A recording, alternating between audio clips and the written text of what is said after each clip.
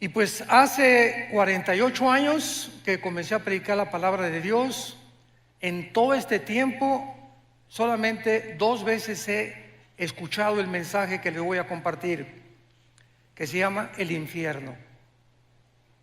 Voy a predicar en esta noche sobre un tema muy controversial, nada popular, tal vez por eso ya no lo predican, pero en todo este tiempo, en 48 años, solamente he escuchado 2 mensajes acerca del infierno.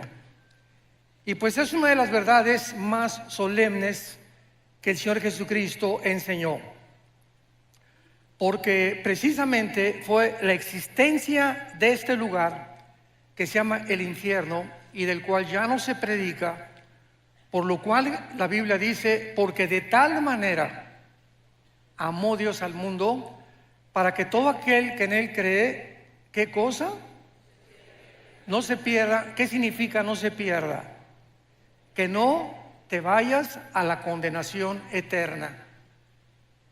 El lugar del infierno es tan terrible que en su amor Dios prefirió que su Hijo pagara por tus pecados y por mis pecados en esa cruz, para que tú y yo no nos condenáramos en la corta vida que Dios nos ha dado en este lugar que se llama el infierno.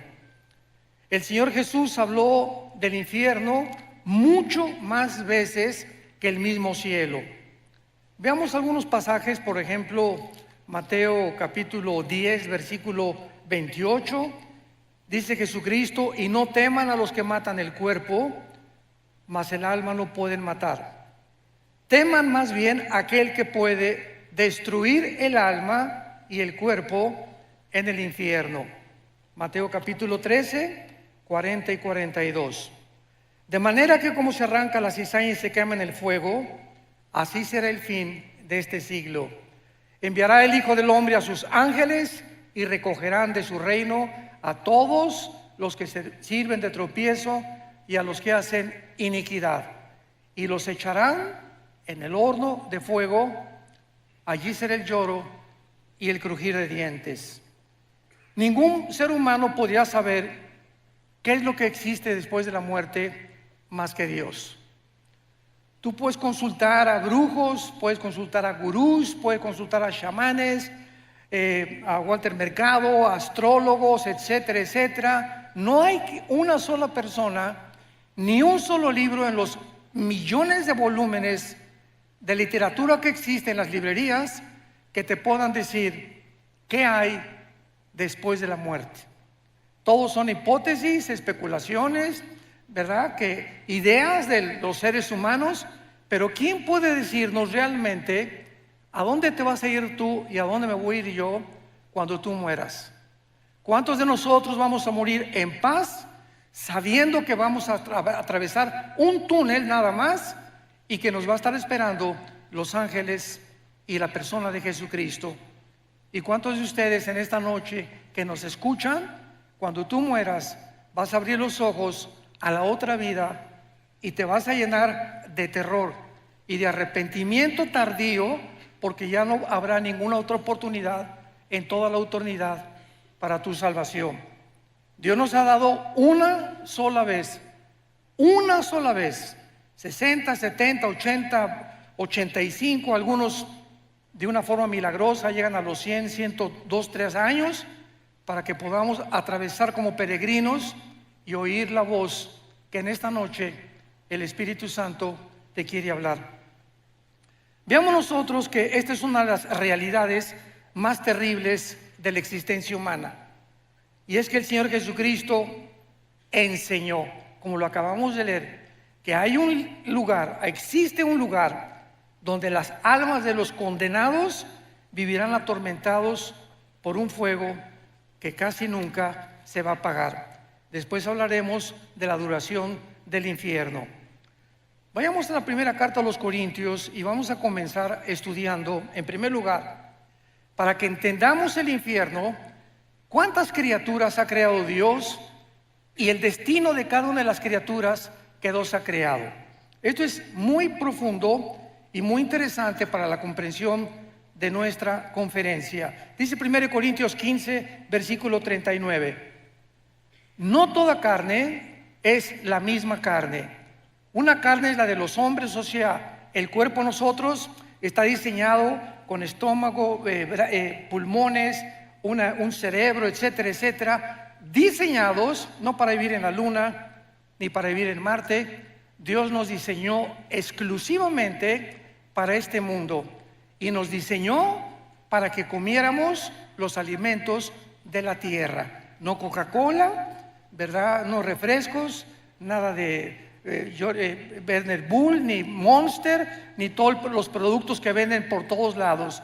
Nos creó para que comiéramos alimentos verdes, plantas, frutas, vegetales y por lo menos 2 litros de agua diarios. Si tú conoces este funcionamiento de tu cuerpo, Dios te va a conservar, Dios te va a bendecir, pero esta es la forma como Dios nos diseñó para que nosotros pudiéramos sobrevivir. Dice la Biblia, otra carne es la de las bestias. Bueno, los animales, los toros, las vacas, los caballos, las yeguas en el campo, ¿verdad? Tienen una manera de vivir, desayunan, comen, cenan y se mueren. Comen, cenan y se mueren. Comen, respiran y se mueren. Y es una tragedia, dicen los salmos, que muchos seres humanos, sin entender la razón y el propósito por el cual Dios nos creó, viven igual que las vacas, viven igual que los becerros. Te desayunas en la mañana, comes, ya fuiste a la universidad con el propósito de hacer dinero, con el propósito de ser presidente de Costa Rica, con el propósito de tener fama, publicidad o recibir aplauso, reconocimiento de la gente. Y todas estas cosas que tú buscabas, al final de tu vida descubres que todo es vanidad, que en ninguna de estas cosas vas a encontrar el propósito ni el significado verdadero por el cual Dios te creó. En tercer lugar, hay la carne de las peces. Los peces fueron diseñados para vivir con un sistema branquial especial. ¿En dónde? Debajo del agua. Y los pececitos, ¿verdad? Fueron creados, los ballenas, los tiburones, los delfines, para tener su hábitat. Y en cuarto lugar, las aves. Los cuerpos de las aves fueron diseñados que hasta este momento ningún ser humano puede diseñar ni inventar la forma como vuelan las aves. Hemos tratado de hacerle así con las alas y no hemos fracasado. Entonces tenemos 4 tipos de creación que Dios hizo del sol para abajo. Muy bien, del sol para arriba tenemos un mundo espiritual invisible que no puede ser conocido por el intelecto, ni por tus estudios, ni aunque tengas 5 licenciaturas en ciencias políticas o en filosofía y letras, en antropología, en paleontología. No me importa el conocimiento que tú tengas, el ser humano nunca podrá descubrir el mundo espiritual que nos rodea. Y el mundo espiritual tiene también diferentes lugares donde todo lo que Dios creó en el mundo invisible, oculto a nuestros ojos, tienen un destino, como lo vamos a ver. En primer lugar, hay un infierno. El infierno es un lugar donde las almas, o tu alma, Dios quiera que no en esta noche, que si tú mueres y sales por esa puerta sin arrepentirte de tus pecados, sin saber que es la última oportunidad que tal vez Dios te ha dado en esta noche para recibir a Jesucristo, si tú mueres un accidente de tráfico, un cáncer inesperado, una embolia cerebral, una bala perdida, nadie sabe exactamente el momento en que vamos a morir. Pues si tú mueres sin Cristo, hay un lugar que está en el centro de la tierra. El centro de la tierra, lo vamos a ver a continuación, está todavía el infierno. Y en este lugar no van los demonios, no van los ángeles caídos, no va ninguna otra criatura más que los espíritus de los seres humanos. Dios diseñó el infierno únicamente para que ahí bajen las almas de los espíritus humanos que en la vida rechazaron el conocimiento y la verdad del Evangelio de la gracia de Dios. En segundo lugar tenemos otro lugar que se llama el abismo. El abismo es el lugar de los demonios. En el abismo hay demonios y existen también ángeles caídos. Por ejemplo, dice en Apocalipsis capítulo 9, versículo 11, que el ángel del abismo es el jefe de los demonios, que se llama el destructor, o que se le llama también, ¿verdad?, Apolión, que significa el que destruye. Entonces, el abismo es para los demonios. Cuando Cristo sacó demonios, ¿se acuerdan ustedes? Le decían a Jesús: por favor, no nos envíes al abismo. ¿Por qué? Porque tenían miedo de ser encarcelados en este lugar. Entonces, en el abismo no hay espíritus humanos. En el infierno no hay demonios. El infierno es para los seres humanos. El abismo es para los demonios y los ángeles caídos. En tercer lugar, la Biblia menciona otra prisión invisible que se llama prisiones eternas de oscuridad. Judas, versículo 6, que en este lugar se encuentra un grupo demasiado malo, maligno, de ángeles caídos. Una vez que los ángeles rechazaron a Dios, hubo otro tiempo en Génesis capítulo 6 que se mezclaron con las mujeres humanas y produjeron gigantes de casi 4 o 5 metros de altura, con 12 dedos en las manos, 12 dedos en los pies, y esta raza de gigantes se llamaron los Nefilim, que significa los caídos, porque se refiere a los ángeles que realmente eran los hijos de Dios, que bajaron a mezclarse y a corromper la genética humana para impedir que naciera el Mesías.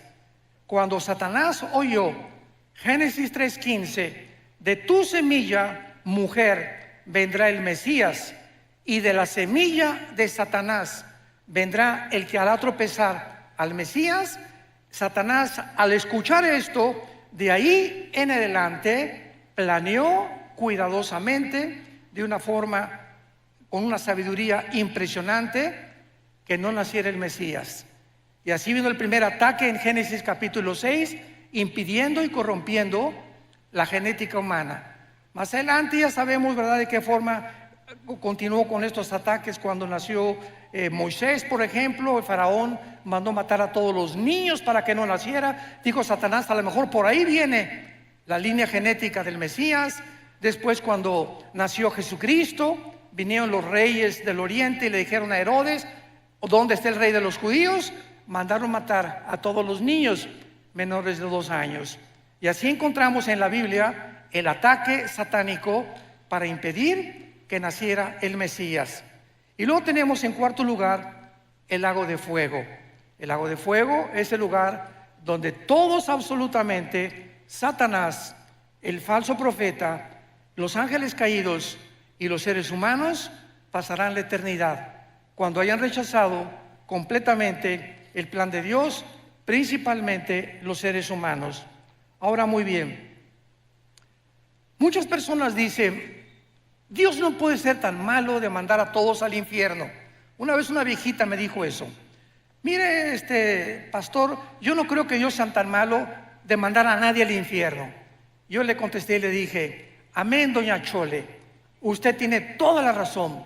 Dios nunca manda a nadie al infierno. Ellos se van solitos. Porque de tal manera amó Dios al mundo que nos dio a su Hijo unigénito. Entonces, las personas que se van al infierno no las mandó Dios. Tú lo vas a escoger esta noche. O sea, ¿no te agrada estar en la iglesia? ¿No te agrada estar con los santos? ¿No te agrada purificar tu vida? No hay ningún problema. En el cielo no tendrías cabida. Entonces, nosotros somos los que decidimos, como les dijo en Deuteronomio 11, Dios al pueblo de Israel: he aquí les pongo la bendición y la maldición. Tú escoge. La bendición, si me escuchas, si oyes mis mandamientos, si realmente permaneces en mi palabra. Y la maldición y la condenación, si me rechazas. Eso no le dijo Dios a los caballos, ni a los orangutanes, ni a los chimpancés, ni a Chita, ¿verdad? Dios está hablando a seres humanos como tú y como yo, a ángeles que nos creó con una conciencia de la eternidad. Dice Eclesiastés 3:11, Salomón: porque Dios lo hizo todo precioso en su tiempo. sin que el hombre alcance a comprender la obra de Dios de principio hasta el final. Entonces es importante que esta mente que Dios nos ha dado, donde hay inteligencia, conocimiento, percepción de la realidad y la conciencia del mundo espiritual, que el Espíritu Santo al entrar a nuestra vida nos despierta para que podamos entender que no somos animales, que tú eres un ser responsable moralmente y que tus decisiones que tú hagas van a tener consecuencias para bien o para mal. Una vez llegó una muchacha a pedirnos consejería a mi esposa y a mí y nos dijo: tengo 16 años y voy a ser mamá. Tengo un bebé en mi vientre, ¿qué me aconsejan ustedes? Porque ya le he pedido perdón a Dios y mi esposa y yo le contestamos: mira, Panchita, claro que Dios te ha perdonado, porque la sangre de Cristo nos limpia de todo pecado. Pero hay una cosa que tienes que saber: tú no puedes evitar las consecuencias del pecado. Entonces la cosecha la vas a tener que recoger. Pero ahora que te has pedido perdón a Dios, Él te va a acompañar y te va a fortalecer para que esa criatura que nazca nunca la vayas a abortar, ni lo pienses en tu corazón. Ten esa criatura, porque Dios te va a ayudar y va a hacer de esa criatura algo que va a honrar su nombre y le va a traer gloria algún día también a su nombre. Entonces, esto es importante que sepamos. Dios nos perdona, pero la cosecha de nuestros pecados la tenemos que recoger. La Biblia nos revela los atributos de Dios. ¿Qué quiero decir con esto? Los atributos de Dios son las cualidades esenciales del ser, de la divinidad, y se dividen en dos: los naturales y los morales. Los naturales son omnipotente, omnisciente, todopoderoso. Hay personas que dicen: bueno, es que Dios es el mismo ayer y por lo siempre. Correcto, en sus atributos naturales, pero no en la forma como Él actúa. Por ejemplo, Dios abrió el Mar Rojo, no lo ha vuelto a abrir jamás en la historia. Dios detuvo el sol en los tiempos de Josué, no lo ha vuelto a hacer tampoco. Entonces hay muchas cosas que Dios se ha limitado a hacer en sus atributos naturales, pero los atributos morales son el amor, la santidad, la justicia y la fidelidad. Dice Romanos 11:22: mirad el amor y la severidad de Dios. Dios no es un Dios, un monstruo que simplemente no puede castigar, porque si Dios permitiera que hubiera anarquía en los seres humanos que Él creó y tú hicieras lo que a ti te da la gana, desde que eres pequeño vas a crecer con un espíritu completamente en rebelión a la autoridad.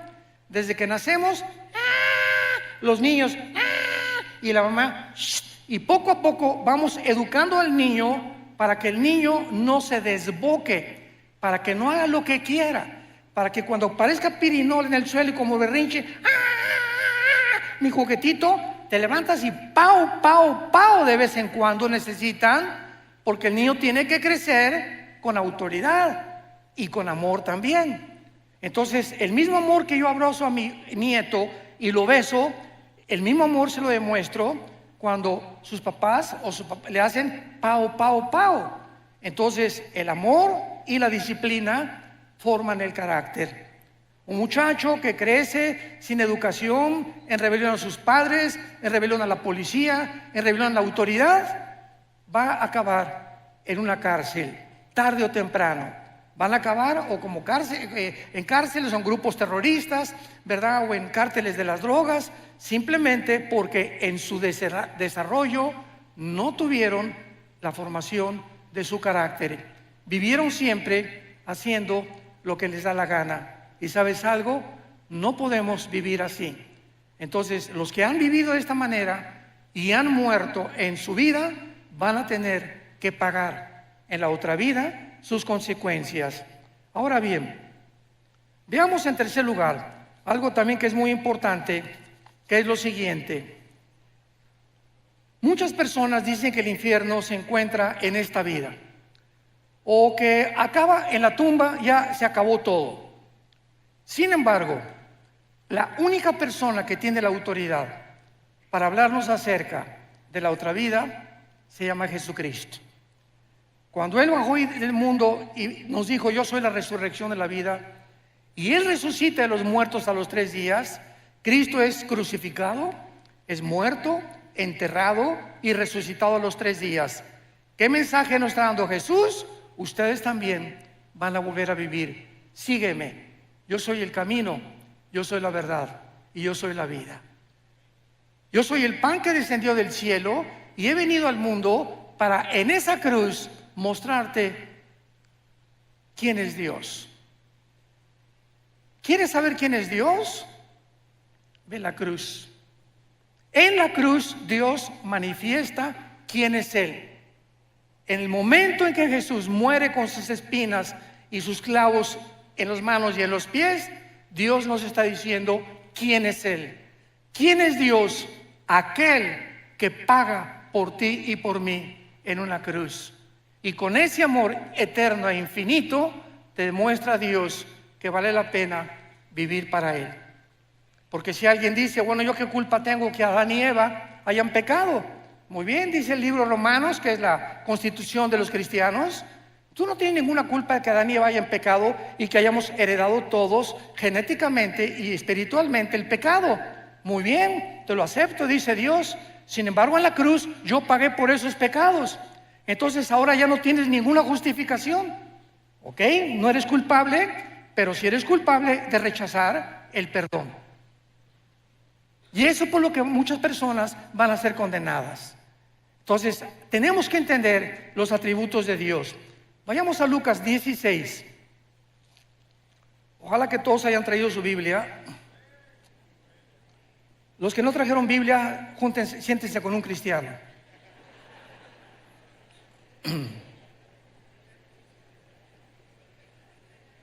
Desgraciadamente, ahora que tenemos la tecnología y que están todos los versículos escritos, pues la gente ya no trae su Biblia. Ya se acostumbraron a no traer la Biblia. Y es la palabra de Dios. Este libro necesitamos tener contacto el domingo, tenerlo aquí en mis rodillas. Cuando citan la Biblia, buscarlo, me enseño a manejarla porque es la espada del Espíritu. Y aquí está esto, pues aquí está Malaquías, aquí está Isaías. Y al ratito, después de usarla varias veces, esta espada ya la sé manejar. Ya sé más o menos cómo poder usarla. Y es en donde se encuentran los pasajes más importantes. Pero cuando acostumbras solamente a ver y ver en las pantallas todo lo que está en las pantallas, comienzas a desarrollar una negligencia total por vivir en la palabra de Dios. Y qué importante es que sepamos que debemos ser toda nuestra vida hombres y mujeres de la palabra de Dios. En Lucas 16 es uno de los pasajes, o más bien dicho, el más importante, donde Cristo nos revela la naturaleza del infierno. Este pasaje, en primer lugar, aclaro, no es una parábola. Aquellas personas que digan que es una parábola se equivocan, porque las parábolas usan nombres propios. Y aquí se menciona a Abraham, que fue un personaje en el Antiguo Testamento. Así que esto es una historia real del infierno y del lugar donde antiguamente las almas y los espíritus descendían antes de la cruz. Dice así Lucas 16, versículo 19. Había un hombre rico que se vestía de púrpura y de lino fino y hacía banquete con esplendidez. Veamos la comparación.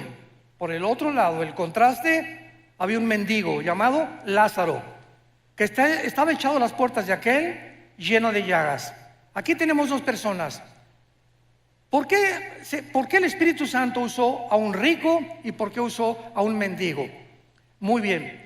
Jesús dijo claramente en Mateo 19, 23 al 24, que es muy difícil que los ricos entren al reino de Dios. Y en Santiago capítulo 2 versículo 5 dice la Biblia: porque los pobres Dios los hizo ricos en fe. Muy bien, ¿qué significa esto? No significa que el que tú tengas dinero te va a condenar. Significa que regular y generalmente las personas que alcanzan muchas riquezas, llega un momento en que no sienten la necesidad de Dios. Tengo todo. Tengo mi carro, mi casa, ¿verdad? Alma mía, descansa, muchos bienes he guardado. ¿Para qué me preocupo? Voy al domingo y escucho un mensaje, escucho una aplicación del Evangelio, pues sí, ¿verdad? Pero yo no necesito nada realmente, sin darse cuenta precisamente de su pobreza espiritual. Entonces, esto es una generalidad. Ahora, los pobres pues no tienen nada. La vaquita, el caballito, los borreguitos, los chivos, y tú le hablas a un Cristo. Yo comencé 3 años de mi vida cristiana como misionero en la sierra de Oaxaca y Guerrero, en México. 3 años durmiendo en pisos de adobe, me tapaba con periódicos, mi cojín era un ladrillo envuelto en periódicos, y a cada pueblito que iba predicándoles el Evangelio durante esos 3 años, el 80-90% de los indígenas se convertían a Jesucristo. Lo aceptaban con tanta facilidad. Les predicamos un evangelio tan sencillo y abrían su corazón. Sí, Jesús, entra a mi vida. Cuando tú das este mensaje a gente disque intelectual o preparada o con dinero, no toman el mensaje con la misma pasión que lo hacen los pobres. Sin embargo, repito, son generalidades, y por eso el contraste entre un rico y un mendigo. Ahora dice la Biblia, versículo 22, que murió el mendigo y fue llevado por los ángeles al seno de Abraham. Subráyalo en tu Biblia. ¿Ya ves por no traerla? Allá no se puede subrayar, Fue llevado al seno de Abraham. Esto es importante porque a Jesucristo nos va a revelar el lugar donde bajaban los espíritus antes de la cruz. Fue llevado al seno de Abraham y murió también el rico y fue sepultado.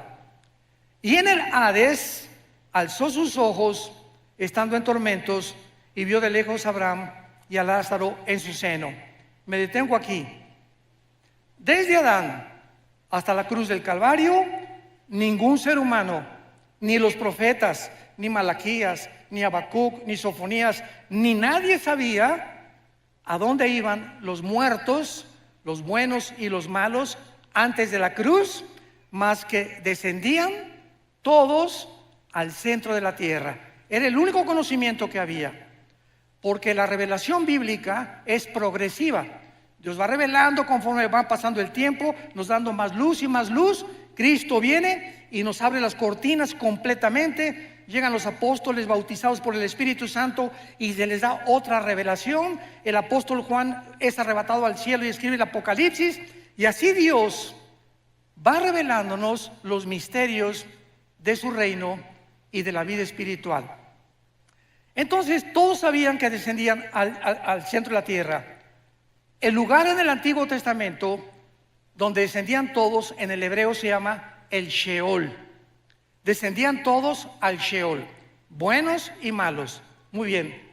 La Biblia en el Antiguo Testamento se traduce al griego y se llama la versión de la Septuaginta. Entonces, en la traducción del hebreo al griego, la palabra Sheol es una transliteración y se usó la palabra Hades con H, Hades. Entonces, viene Jesucristo y nos corre la cortina de lo que había en el centro de la tierra. Y Jesucristo nos enseña claramente, pero me voy a ir en orden. En primer lugar, tendrán vista, versículo 23, en el Hades alzó sus ojos. Las personas condenadas en el centro de la tierra, en el infierno, van a poder mirar, van a tener vista. En otras palabras, en la otra vida, los 5 sentidos espirituales que Dios nos ha dado a los cristianos, cuando nacemos de nuevo, no los tiene la gente que no es cristiana. Dice 1 Corintios capítulo 2, del 10 en adelante. El hombre natural, el hombre que no ha sido regenerado por el Espíritu Santo, no entiende la Biblia. Vienen aquí Oscar Jean-Paul Sartre, y viene aquí Richard Hawkins, y viene Bertrand Russell, y viene Friedrich Nietzsche, y vienen los más grandes ateos y chocan contra la Biblia, porque no es el intelecto ni las facultades de la inteligencia naturales las que nos abren el camino para entender lo que solamente el Espíritu Santo nos puede revelar. Pero el espiritual, dice 1 Corintios 2, entiende todas las cosas porque tenemos la mente de Cristo. ¿Me van siguiendo? Muy bien, entonces las personas en el infierno van a ver, se despertaron sus instintos espirituales que no tenían en la vida. Nosotros ya los tenemos desde ahorita. Dice la Biblia, el espiritual juzga todas las cosas. El cristiano tiene un discernimiento, y yo puedo estar con mi esposa en una cena y estar con ciertas familias, y me dice mi esposa: mira, esa persona que se acercó, algo mi parabólica me dice, ¿verdad? No hagas negocio con él, o no tengas mucha amistad con él. Algo me dice en su espíritu, en su mirada, que no es de Dios. Y así comenzamos a agudizar los sentidos espirituales que Dios nos da con el Espíritu Santo en la proporción en la que memorizamos la Biblia. ¿Sí me escuchaste? En la proporción de tu contacto con la Biblia, en la proporción que pases tiempo con la Biblia, y en ese mismo contacto y en ese mismo tiempo desarrollarás tus sentidos espirituales. Ahí en el infierno tendrán vista, pueden ver a Abraham. Número 2, versículo 24. Dando voces, dijo: Padre Abraham, ten misericordia de mí. En el infierno, las ondas del sonido, en ese mundo espiritual, en el centro de la tierra, se podrán transmitir. Ahorita me escuchan porque, ¿verdad?, las ondas del sonido se graban, etcétera, etcétera. El sonido viaja en ondas por todos lados de la atmósfera hacia abajo. Dentro del infierno podrán transmitirse también la voz. Y esto es increíble, ¿verdad? Pero serán voces de lamento, de angustia y de desesperación. En quinto lugar, dice la Biblia: Padre Abraham, ten misericordia de mí. Pregunta: ¿cómo puede una persona en el infierno haber visto a Abraham? ¿Que en ese tiempo había cámaras Polaroid o películas? ¿Cómo podían reconocer que era Moisés o que era Elías? Bueno, porque la Biblia dice que hay una capacidad que se llama intuición espiritual. Cuando vayamos al cielo nosotros vamos a saber: mira, ahí está Adán. Oye, pero si no, ¿cómo sabes que es Adán? Porque en el espíritu sabe, yo sé que es Adán. En el espíritu lo sé. Ese es Moisés, ese va a ser Elías. Ahí está mi mamá, ahí está mi papá en la tierra. Nos vamos a reconocer como seres humanos. Mira, ese era mi pastor. Esa era la persona que me dio a Cristo. Vamos a mantener la conciencia. Esto es interesantísimo. No vamos a dejar de ser lo que somos, pero vamos a tener otra personalidad, pero con la conciencia que Dios nos creó desde que naciste de tu mamá y de mi papá. Yo voy a seguir siendo Armando, pero con otro nombre. Yo seguiré siendo quien fui, pero con todos los dones y todas las facultades desarrolladas, pero seguiremos manteniendo la conciencia, como lo vamos a ver, de lo que fuimos y muchas veces de lo que seremos. En sexto lugar, tendrán sed. Dile a Abraham que moje la punta de su dedo en mi agua. Dile que moje, que tenga misericordia de mí y que envíe a Lázaro. Este hombre en el infierno creía que Lázaro seguía siendo su sirviente. Dile a Lázaro que por favor me traiga agua. O sea, vean ustedes que esta persona en el infierno no se convierten en buenos. En el infierno mantienen aún más lejos su maldad, como lo vamos a ver más adelante. Dile a ese Lázaro, el que estaba a la puerta de mi mesa, que me traiga y que me moje la lengua. Los instintos y todo lo que tenemos fisiológicamente y biológicamente en el mundo, lo seguiremos teniendo en la otra vida, pero de diferente manera. como lo vemos en los cuerpos de los ángeles, que los ángeles bajan a este mundo y pueden tomar agua. Los ángeles bajan a este mundo y pueden comer cabrito de Monterrey. No de Costa Rica, tal vez café Brit de Costa Rica. Pero en Génesis 18 bajó Dios. Dios el Padre bajó al mundo y caminó y se acercó a Abraham. Dios el Padre, acompañado de dos ángeles. Y cuando los vio Sara, ¿se acuerdan? Génesis 18, les hizo cabrito. Y quién sabe qué atole les dio también. Pero se lo comieron. O sea, vean ustedes que las facultades digestivas, Cristo cuando resucitó, tomó peces y tomó miel, ¿correcto? O sea, ¿cómo es posible que un cuerpo resucitado, que la sangre es lo que le da vida ahorita a nuestro cuerpo, tengan facultades en la otra vida de ver, oír, sentir, comer, deglutar, beber, etcétera, etcétera, con un cuerpo diseñado para vivir en la otra vida como lo tuvo Jesucristo? Jesucristo asciende al cielo, Hechos capítulo 1, y la ley de la gravedad ya no lo atrajo sobre el centro de la tierra. Cristo con el cuerpo resucitado venció la ley de la gravedad, porque el cuerpo resucitado vencerá las leyes cósmicas bajo las cuales tú y yo actualmente vivimos. Estamos sujetos a un mundo de leyes cósmicas, pero con el otro cuerpo tendremos características diferentes. Todos estos detalles son importantes para entender la vida en el infierno. Dice en séptimo lugar, versículo 24, dile a Lázaro que moje la punta y que refresque mi agua, porque estoy atormentado en esta llama. Y esto es asombroso. Versículo 25, Abraham le dijo: hijo, acuérdate, en el infierno tendrás memoria. En el infierno las personas tendrán memoria de lo que hicieron aquí en la tierra. Sigamos leyendo. Recuerda, acuérdate, tendrán memoria que recibiste en tu vida bienes y Lázaro males, pero ahora este es consolado y tú atormentado. Además, una gran cima está puesta entre nosotros. O sea, Cristo nos dice que el Sheol, el lugar donde bajaban todos los muertos, buenos y malos, estaba dividido.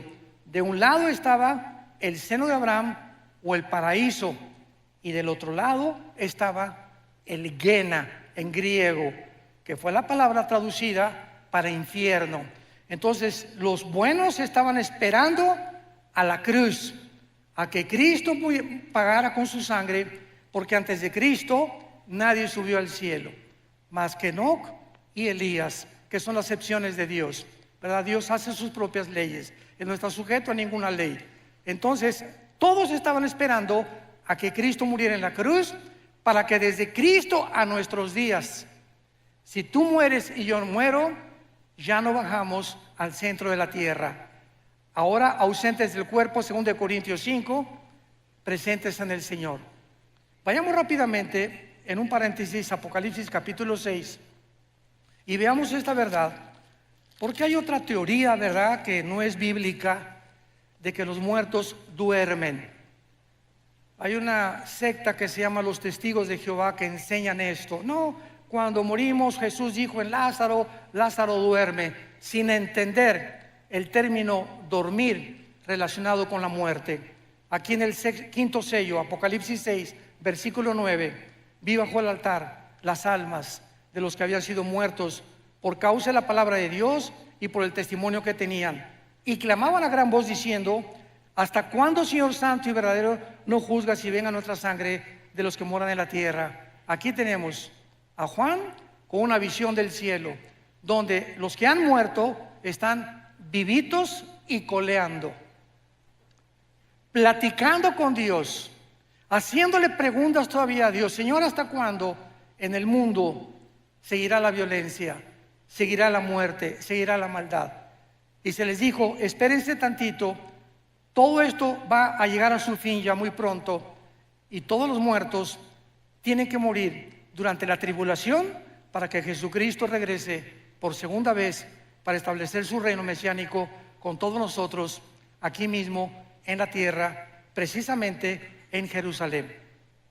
Esto es importante porque los muertos, en el momento en que tú mueres, abres tus ojos, y en el Antiguo Testamento dice la Biblia, y murió Abraham, y murió Isaac, o Benoni, y murió fulano de tal, y fueron reunidos con sus padres. Siempre que en el Antiguo Testamento moría alguien, los patriarcas, dice la Biblia, y fueron reunidos con sus padres. O sea, al morir había un lugar donde lo estaban esperando. ¿En dónde? En el centro de la tierra. Ahí estaban guardados todos los santos, guardados de Dios, conscientes, oyendo, viendo, esperando. Cristo muere en el Calvario. Efesios capítulo 4 versículo 10. Baja Jesucristo en los 3 días y 3 noches que su cuerpo se quedó en la tierra. Somos espíritu, tenemos alma, vivimos en un cuerpo. Cristo muere y su cuerpo destrozado, flagelado, completamente descuartizado, ¿verdad? Por todas partes, se queda en la tumba. Su espíritu se sale y baja Jesús en el espíritu al centro de la tierra. Pregunta, ¿con qué cuerpo? Porque dice 1 Pedro capítulo 3 que bajó a predicarles a los espíritus encarcelados. ¿Con qué cuerpo? Su cuerpo no había resucitado. Resucitó a los 3 días. Entonces vemos nosotros que en el momento de la muerte hay un cuerpo temporal que Dios nos da. Lo acabamos de leer en Apocalipsis 6. Se les dijo que esperaran, ¿hasta cuándo? Hasta la resurrección de los muertos, que tendrá lugar en el arrebatamiento de la iglesia, en el rapto de la iglesia, desde Pentecostés hasta nuestros días. Los que estamos en Cristo, los que formamos parte del cuerpo de Cristo, seremos resucitados. Los santos del Antiguo Testamento, Daniel 12 versículo 1, serán despertados en la segunda venida de Jesucristo. Entonces, en el rapto no se van los santos del Antiguo Testamento, únicamente el rapto es para la dispensación de la iglesia. La dispensación de Israel es completamente diferente a la de nosotros. Esto es importante también, pero regresamos a nuestro pasaje de Lucas y veamos la conclusión, que es realmente lo más profundo de este estudio. Y dice así: Abraham le dijo, acuérdate, versículo 25, que recibiste tus bienes. Lázaro está atormentado. Además hay una sima puesta entre nosotros, de manera que los que quieren pasar para acá a vosotros no pueden ni pasar de allá para acá. Claro que ninguno de los que estaban en el seno de Abraham le hubiera gustado echarse un brinquito, ¿verdad? Para el otro lado. Sin embargo, podían ver desde el otro lado los tormentos en los que estaban muchos espíritus ahí pasando la eternidad. Versículo 27. Entonces le dijo, te ruego, manda ahí a Escazú a alguien. Ahí está mi papá en Escazú. Ahí está mi padre allá arriba. Porque tengo 5 hermanos para que les testifique, a fin de que no vengan ellos a este lugar. ¿Qué era la petición de esta persona atormentada en el infierno? Estaba consciente que no quería, aun cuando él estaba pagando, que su familia acabara igual que en él. Ve y dígale a mi esposo, dígale a mi esposa, a mis hijos, que por favor crean el evangelio. Pero no le dijo eso, sino que alguien fuera, mándales un ángel, y en la noche que un ángel le jale los piecitos a mi papá. Soy un ángel, arrepiéntete de tus pecados. O un milagro que suceda para que puedan evitar bajar al infierno. Abraham le contestó, a Moisés y a los profetas tienen, óiganlos. Entonces él dijo otra vez, no, padre Abraham, pero si alguno fuere a ellos de entre los muertos, se arrepentirán. O sea, manda a alguien que realmente les cause un milagro para que se arrepientan y no bajen al infierno. Y Abraham le dijo, si no oyen a Moisés y a los profetas, tampoco se persuadirán, aunque alguno se levante de los muertos. Damas y caballeros, en el Antiguo Testamento Dios abrió el Mar Rojo, hizo milagros con Elías, hizo milagros con Moisés, hizo milagros con Eliseo y no se arrepintieron. Cristo hizo el más grande de todos los milagros. Resucitó a Lázaro entre los muertos, un hombre que tenía 3 días donde ya la sangre se había completamente descompuesto, donde ya no había circulación de oxígeno neurológicamente en el cerebro, un hombre que había dejado de latir su corazón, un hombre que tenía 3 días y que aparte hedía, ya comenzaba a pestar. Y Jesús le dice a esa persona acostada en la tumba, su espíritu de Lázaro subió, no oyó al cielo, tal vez anduvo el espíritu por ahí dando las vueltas, y cuando oyó, Lázaro, ven, levántate, es el espíritu el que da vida. El espíritu de Lázaro volvió a entrar al cuerpo de Lázaro, entró al cuerpo de Lázaro, y el Espíritu Santo restauró completamente la circulación de la sangre, de los ojos, de los oídos, y Lázaro salió de la tumba. ¿Qué más milagro puede haber que eso? Sin embargo, en Juan capítulo 11, el día que Cristo resucita a Lázaro es el día que planean los fariseos matarlo. Aunque alguien les haga el milagro que sea, si no creen, la Biblia es por el oír o por ver. La Biblia es por el oír y el oír por la palabra de Dios. Yo puedo ver ahorita un paralítico y Dios sigue haciendo milagros porque Dios es bueno y Dios es maravilloso. Y hay personas que me han dicho, si yo veo un paralítico ahorita levantarse, voy a creer. Y le contesto, ¿cuántos días vas a creer? En ese momento vas a ser impactado. No, pues sí es cierto. A los 4 o 5 días vas a seguir igual, porque no fuiste regenerado por el Espíritu. Creíste un milagro, pero no fuiste regenerado por oír la palabra de Dios.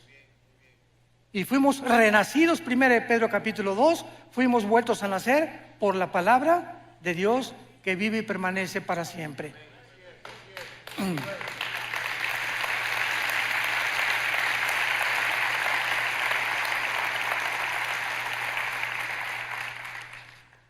Ningún milagro sobrenatural convencerá a salvar a nadie.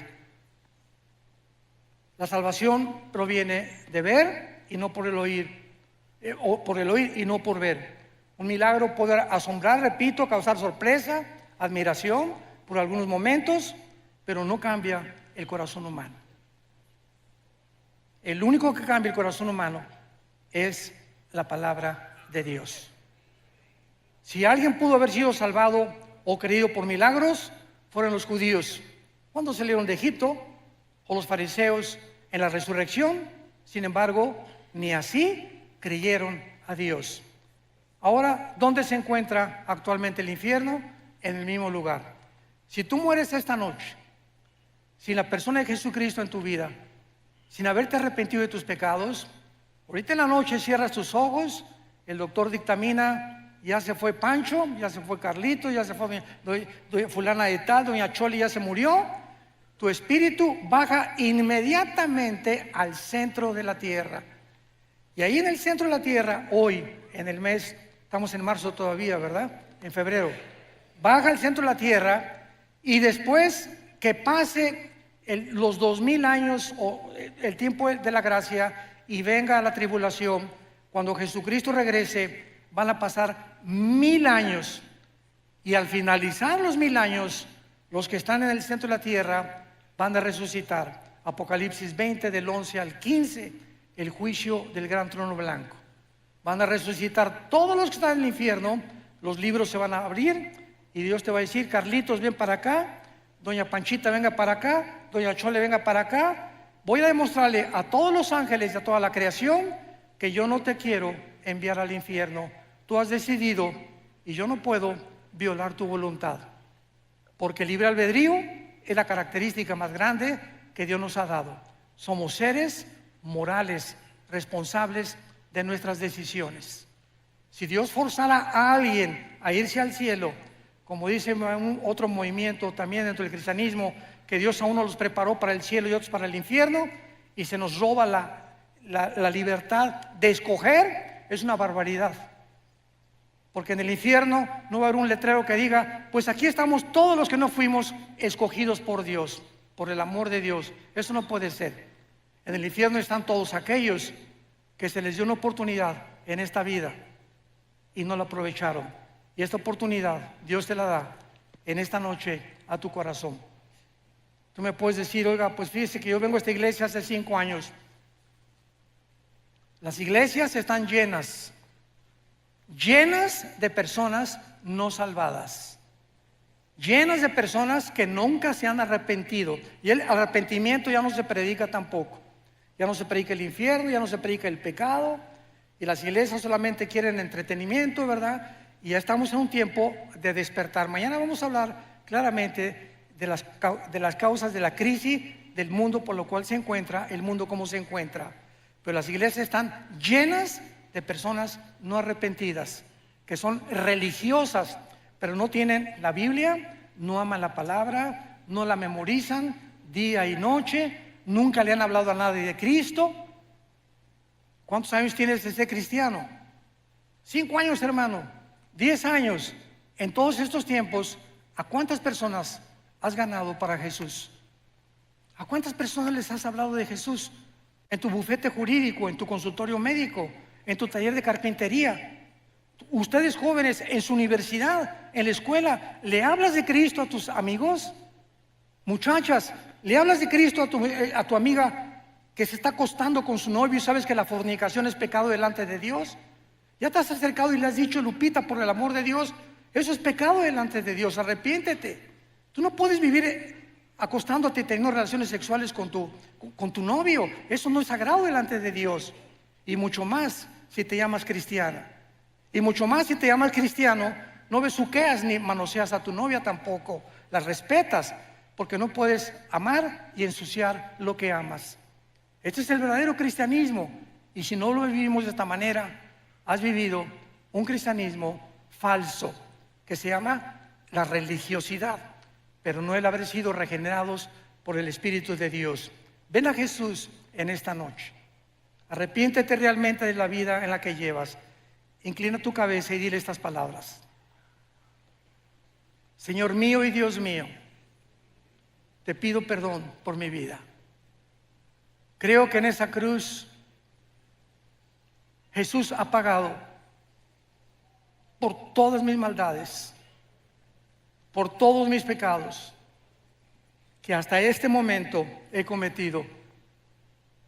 Ya no quiero seguir viviendo en el pecado,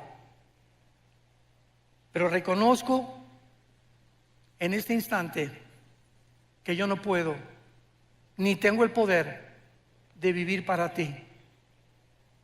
Por eso vengo, Jesús, a abrazar tu cruz, porque sé que con tu vida en mi vida me darás el poder de vivir esa vida que tú quieres que yo viva.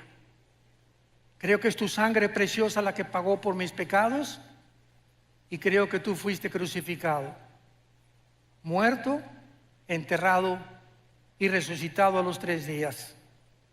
Y te pido que entres a mi corazón como mi Señor y mi Salvador. Gracias, Señor, por tan grande salvación y la corta vida que me queda en este mundo. Ahora la quiero vivir para ti y contarle al mundo, comenzando con mi familia, la historia de amor más grande jamás contada. En esta serie, como ustedes ven el título, hemos visto y hemos estudiado profundamente algo que había causado mucha confusión dentro de la teología y de la escatología bíblica acerca de quién sería el anticristo, de qué región geográfica iba a surgir principalmente. Muy bien. Durante mucho tiempo se pensó que el anticristo iba a surgir de Roma o del antiguo imperio romano. Y esto sigue siendo verdad. Vayamos al libro de Daniel capítulo 9 para explicar el por qué. Durante mucho tiempo se asumió que el anticristo tenía que ser romano. Dice en Daniel capítulo 9, versículo 26 y 27. Y después de las 62 semanas se quitará la vida al Mesías, mas no por sí. Y el pueblo de un príncipe que ha de venir. Repito, y el pueblo de un príncipe que ha de venir destruirá la ciudad. ¿Cuál ciudad? Es Jerusalén. Y el santuario, o sea, el templo judío. Y su fin será con inundación, o sea, con una guerra. Hasta el fin de la guerra durarán las devastaciones. Entonces, aquí, de acuerdo a este versículo, ¿quién es el pueblo que destruyó en el año 70 a Roma? A Jerusalén. Pues fueron los soldados romanos de la 10ª legión, dirigidos por el general Tito, que fue el que condujo la invasión a Jerusalén en el año 70 después de Jesucristo. Entonces se asumió que el pueblo que iba a destruir Jerusalén era romano. Entonces este príncipe que está mencionando este pasaje también se asumió que tenía que ser europeo. Sin embargo, hemos visto ya en los últimos meses, en los últimos años, tal vez desde hace 10 años, no más, estudiando profundamente las Escrituras, que la Biblia es de revelación progresiva. O sea, Dios no nos revela un cuadro perfecto.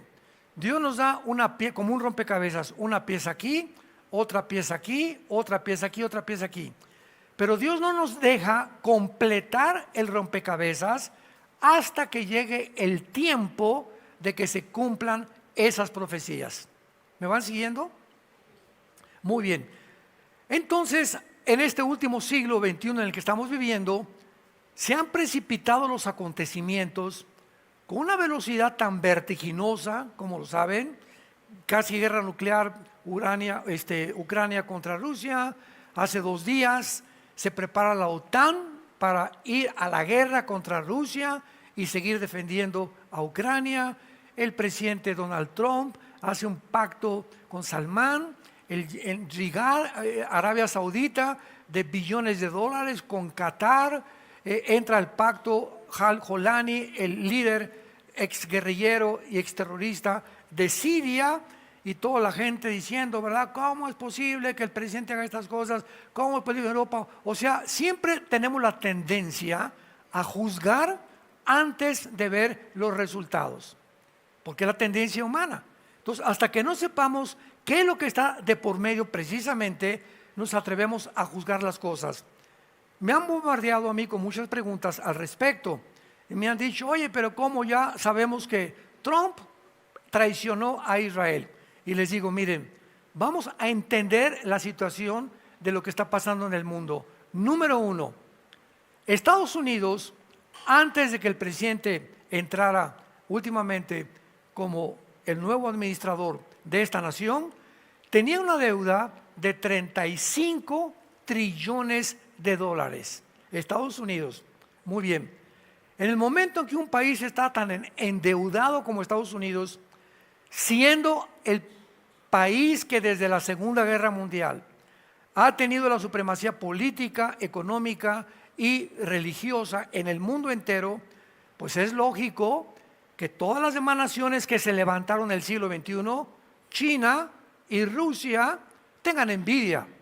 Desde que Caín mató a Abel en el huerto del Edén, ¿verdad? Sabemos que ha habido siempre la envidia de los que prosperan, y entre las naciones nunca ha habido paz. En los casi 6,000 años de historia que tenemos, dice el Instituto para la Investigación de la Paz en Suecia y Estocolmo, que hemos tenido 25 años de paz. Repito, en 6,000 años de historia, 25 años de paz. La historia humana ha sido guerras y guerras y guerras desde el inicio de la humanidad. Y Cristo dijo que van a seguir hasta que Él regrese. Entonces, al darnos cuenta de esta expansión que existe en el mundo de las guerras y de todo lo que está sucediendo, el presidente Trump tenía en primer lugar que solucionar el problema económico, porque Putin, su arma secreta contra Estados Unidos era levantar otra moneda que no fuera el dólar como la moneda de reserva para comprar el petróleo. Entonces el presidente Putin le habló a Rusia, le habló a Xi Jinping, le habló a China, perdón, le habló a los árabes: vamos a hacer una moneda y compremos el petróleo que no sea el dólar, ya sea con el yuan, la moneda de China, o con la moneda de Rusia. Y esto se gestó hasta hace unos 2 o 3 meses más o menos con el famoso BRICS. Se formó una organización que llama el BRICS, por China, con Sudáfrica, etcétera, etcétera, con el propósito de derribar el dólar. Muy bien. Si hubieran logrado, síganme con cuidado, si hubieran logrado las naciones enemigas de Estados Unidos y de la libertad y de la derecha, no, o sea, las naciones globalistas, las naciones de izquierda, si hubieran logrado derribar el dólar, adiós Estados Unidos. Porque en ese momento se hunde completamente. Entonces Trump, al darse cuenta, porque él no es un político, es el primer presidente que es hombre de negocios. Él no es político, es un hombre de negocios. Sacó un libro que se llama El arte de hacer tratos. O sea, es un experto en negocios. De eso nadie se lo puede quitar. ¿Qué hace Trump? ¿Dónde está el dinero? Pues en el Medio Oriente. ¿Quién tiene el dinero? Los árabes. ¿Quién tiene el dinero? Arabia Saudita, los Emiratos Árabes, Qatar, Kuwait, y todos ellos son los que manejan los billones de dólares. Pero tienen un problema porque ellos no quieren a Israel. E Israel pues es compadre de Estados Unidos. Estados Unidos ha protegido a Israel desde la Segunda Guerra Mundial en contra de los árabes y de Irán, porque Irán no son árabes, son persas. Entonces Trump llega y dice: mira, Netanyahu, si quieres atacar a Irán y ahorita meterte en Gaza, hazlo, pero ¿sabes una cosa? Yo me lavo las manos. Vamos a hacer un trato, pero ya sabes que desde lejecitos te voy a mirar y los vamos a respaldar. Pero vamos a dar al mundo la impresión de que tú y yo estamos completamente enojados. Todo es estratégico. Y los medios de comunicación, CNN y todos los medios de televisión y de radio, ya Estados Unidos olvidó a Israel. Estados Unidos va a hacer un pacto con los árabes para que dentro de Israel haya 2 estados. Mentiras, mentiras, mentiras en tiras de TikTok y de todas las redes sociales mentirosas que hay. Entonces va con Arabia Saudita y hace un tratado con él y les dice: ¿por qué aquí en el Medio Oriente nos estamos peleando? Hay millones de dólares en petróleo. ¿No les parecería? Vean ustedes lo que hace un negociador. Les dice a los árabes, el presidente Trump: ¿no les parece que haríamos un paraíso, un centro turístico multimillonario en el Medio Oriente? Más que la Riviera Maya y que la costa francesa y que Acapulco y que Veracruz. Entonces, ¿para qué no estamos peleando? Inmediatamente se les hinchaban los ojos. Oye, tiene razón este gringo, ¿verdad? ¿Para qué vamos a invertir en Gaza, levantar una ciudad ahí en Gaza, etcétera, etcétera? ¿Para qué vamos a hacernos amigos? Vamos a firmar tratados.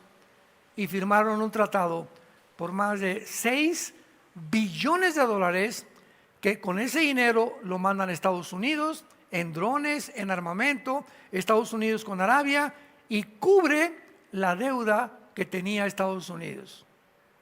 Entonces, una vez que Trump logra lo que él prometió, Make America Great Again, hagamos de Estados Unidos otra vez una gran nación. Una vez que logra eso, entonces se comienzan a acomodar todas las demás piezas y el mundo comienza a entender que no tiene un pelo de tonto el presidente Trump.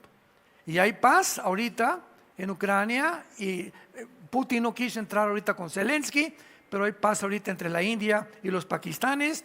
Ya el Irán tiene prohibido bombardear a Israel. Los Houthis, el grupo terrorista de Yemen, ya se calmaron. En Gaza ya entraron Israel con la operación Gedeón a acabar con todos los de Hamás, con el permiso de los mismos árabes. Inaudito. Y ahora, ¿cuál es el problema? Que Gaza, esta área, esta franja de Gaza, que está junto al Mediterráneo, donde estaban los de Hamás, ¿cómo van a sacar a casi 2 millones de personas cuando los árabes, sus hermanos, no los aceptan? No los aceptan en Egipto, no los aceptan en Siria, no los aceptan en Irak. Entonces, ¿qué dijo el presidente Putin? Digo, el presidente Trump: vamos a proponerles a los habitantes de Gaza mandarlos a Libia o permitir restaurar Gaza, hacer una ciudad impresionante con edificios, con hospitales, pero sin Hamás.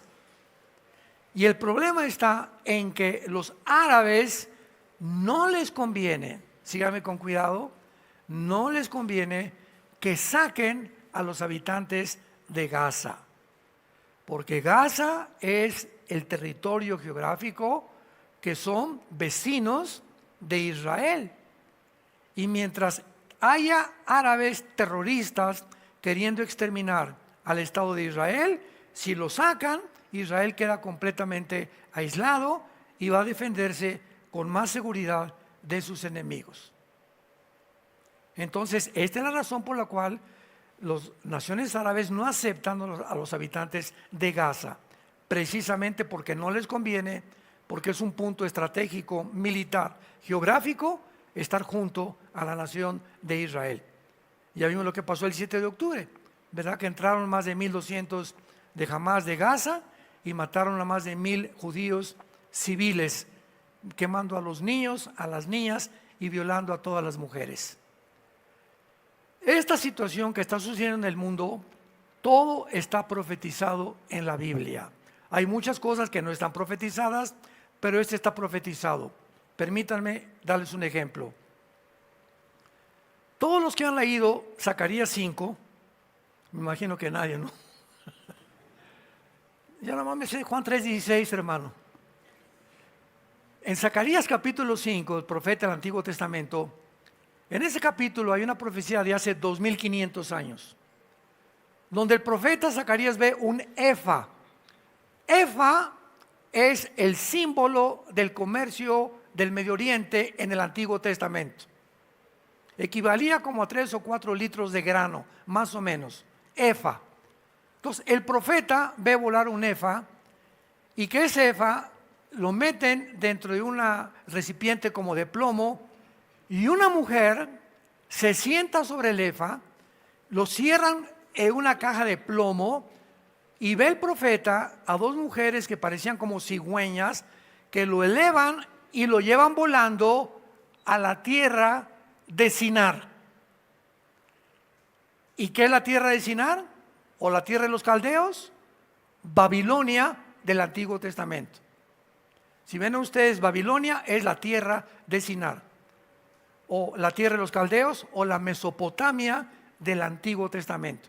Una tierra entre 2 ríos, el Tigris y el Éufrates. Entonces, esta profecía nos habla que el comercio en los últimos tiempos ya no iba a estar en la bolsa de valores de Wall Street, en Nueva York, sino que el comercio se iba a transferir, iba a ser trasladado al Medio Oriente. Y cuando Trump dijo hace 4 días, hagamos el Medio Oriente comercio y no guerra, se me pusieron así los pelos de punta, acordándome de la profecía de Zacarías y de Apocalipsis 18, donde se menciona una ciudad comercial del mundo que se convierte en el centro del comercio internacional por el anticristo. ¿Qué tan cerca estamos que venga Jesús por nosotros? Yo no sé si hoy mismo o mañana. Pero todos estos eventos conmocionan completamente al mundo que conoce la Biblia, a los cristianos que conocemos la Biblia y a los que estamos esperando a Jesús. Pero lo que está pasando en el mundo ahorita, todo es cada día algo nuevo, cada semana algo nuevo. Ahorita me sorprendió que ahora que nombraron al nuevo Papa Leo XIV, en el segundo día que él dijo que él quiere ser el mediador de todas las guerras en el mundo, la India y Pakistán suspendieron y pusieron un cese al fuego. Putin le puso un cese al fuego allá en Ucrania. En el Medio Oriente, Irán dijo que no va a seguir bombardeando temporalmente a Israel. Los Houthis, el grupo terrorista de Yemen, la península arábica, cesaron de mandar cohetes. Cuando dijo el Papa, quiero ser el mirador, de repente hubo paz. ¿Tendrá poderes sobrenaturales este hombre? ¿Será coincidencia que al otro día que él haya dicho eso, ¡pum!, de repente, lo que hace meses no se puede haber, sucedió? ¿Qué se está moviendo en el aire espiritual para que de repente ahora toda la concentración sea en el Vaticano? Hoy en la mañana, no sé cuántos de ustedes vieron la inauguración del oficio o de el papel que este Papa está jugando. Hizo la primera misa de todo su servicio y había el vicepresidente de Estados Unidos, Vance, estaba Zelensky, estaba Felipe y con su esposa los reyes de España, estaban rabinos judíos, había pastores evangélicos, había gente de la India, había brujos, había de todas las sectas del mundo entero. Ahí se concentraron todos para presenciar la primer misa del Papa Leo XIV. Y por mucho tiempo se ha pensado que el Papa era el anticristo. Están muy equivocados. El Papa nunca será un anticristo, el Papa. Ah, no, hermano, es que es el falso profeta. Ayer consiguen la conferencia en el Congreso de Líderes en México. Mi mensaje fue el Papa y el falso profeta, para demostrar que el Papa no es ni el anticristo ni el falso profeta. Toda esta información es por no conocer la palabra de Dios. Pero ahora estamos estudiando la muerte y resurrección de Jesucristo y vamos a ver claramente que antes de que termine el mundo vienen 7 años de tribulación. Nosotros, Dios nos saca del mundo de una forma sobrenatural a través del famoso rapto de la iglesia, y durante estos 7 años dice la Biblia que Satanás y sus ángeles y los demonios vendrán al mundo a terminar la labor que han hecho durante siglos de poder corromper a la raza humana, de poder autodestruirnos a todos. Y dice en Apocalipsis 9 que el abismo se va a abrir para que los millones de demonios que están ahí salgan a la superficie de la tierra y atormenten a todos los seres humanos por determinado tiempo.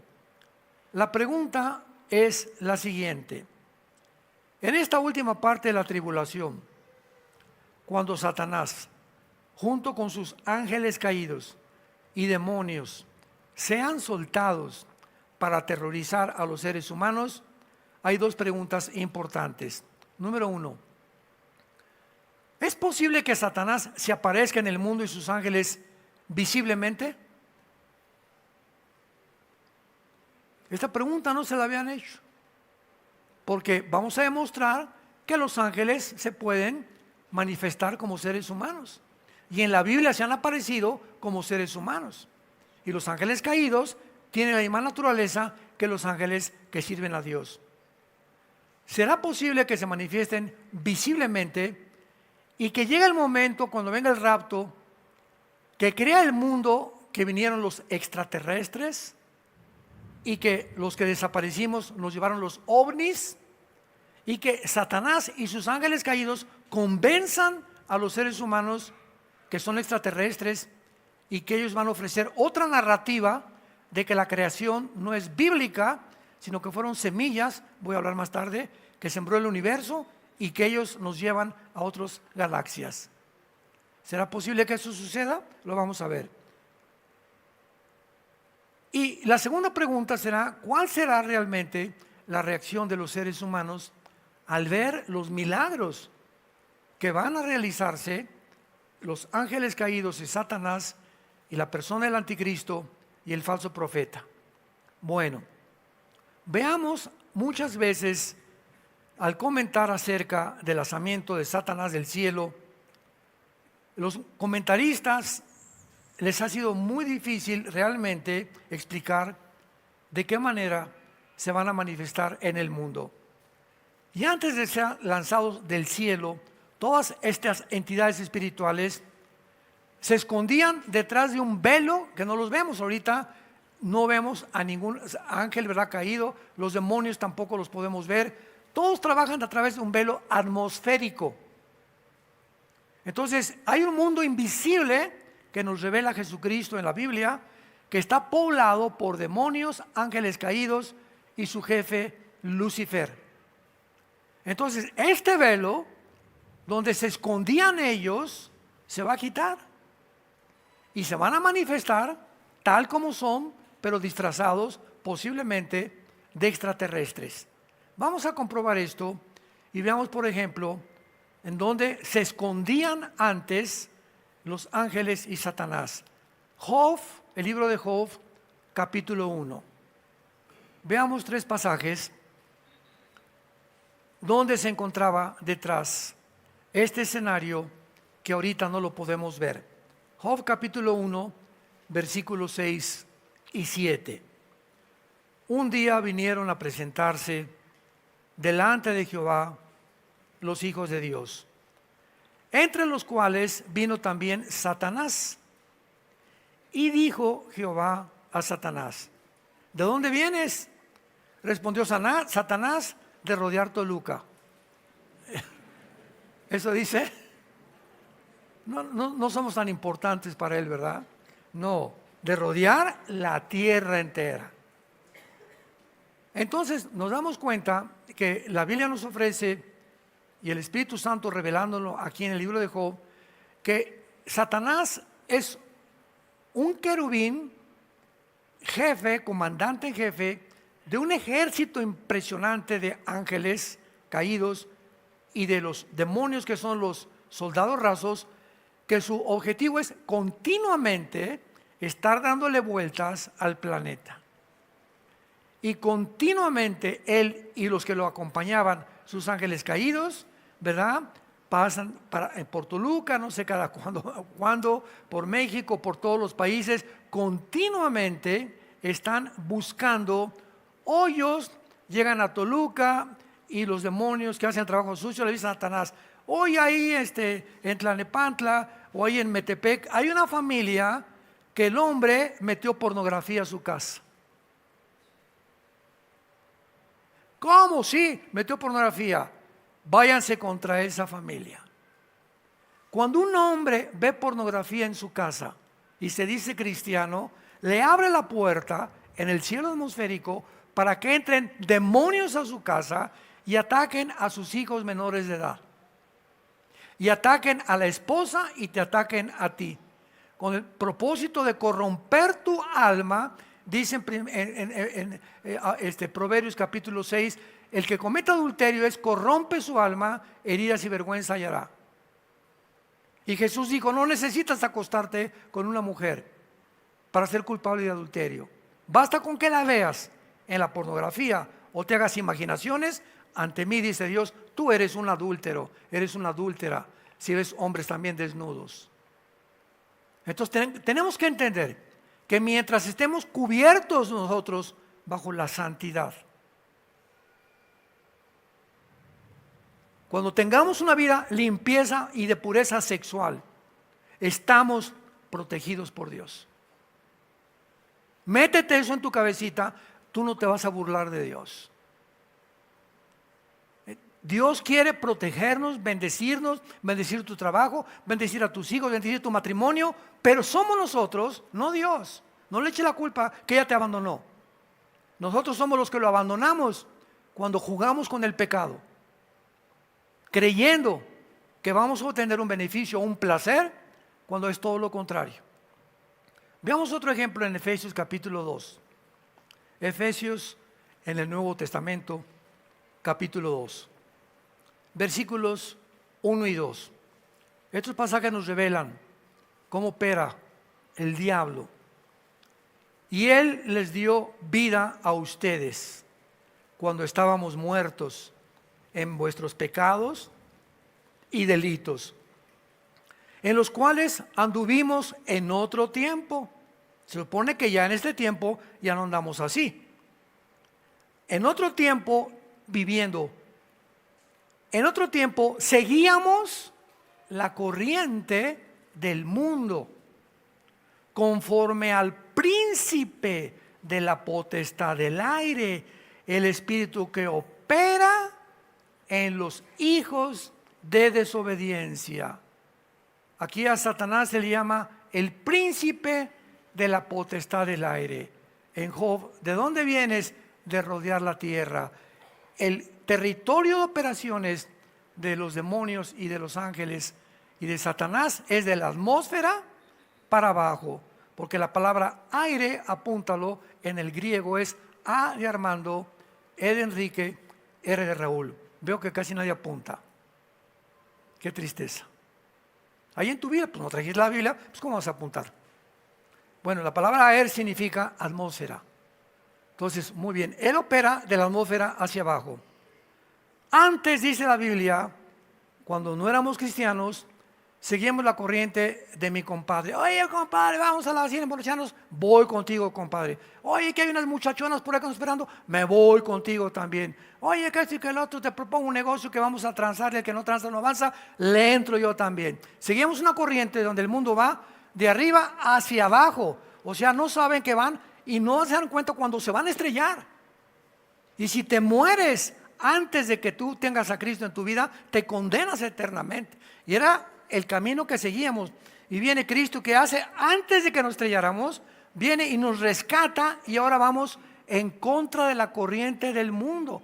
Ahora vamos hacia arriba y no hacia abajo.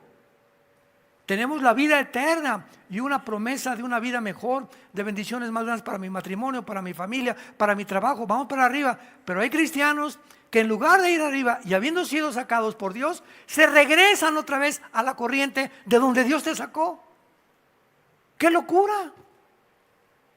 Creyendo que el mundo te da más que lo que te da Dios. ¡Qué locura! Ahora vean cómo trabaja Satanás. Los que no trajeron Biblia ya saben que no se van a ir en el rapto, ¿verdad? Este espíritu, la palabra opera, es la palabra griega energeo. Energeo. De ahí viene la palabra energía. Muy bien. Satanás maneja y manipula la energía. Hay energía en las plantas, en todo el universo, todo es energía. Hay diferentes formas de energía por todos lados. Muy bien. Nosotros como seres humanos tenemos un cerebro, y en el griego es nous, o sea, la mente. Y la energía principal del ser humano se maneja aquí en mi cabeza. Lo que yo pienso es energía. Ahora, ¿esta energía es negativa o esta energía es positiva? Toda la energía negativa que yo pueda tener afecta mi corazón, mi hígado, mis pulmones, mi estómago, mi sistema gastrointestinal, mis piernas, mi circulación, mi sangre, mi piel. Toda esa energía, sin que nos demos cuenta, se descubrió hasta 1960 del siglo pasado. Y le llamaron enfermedades psicosomáticas. Psicomente, soma cuerpo. O sea, descubrieron los médicos que la forma como tú piensas te produce o deterioro de tu salud o te produce salud. Y se comprobó con el estrés. Una persona que está bajo el estrés continuamente va a tener un pulso muy alto, va a tener pulsaciones del corazón muy elevadas, va a tener una circulación completamente desastrosa.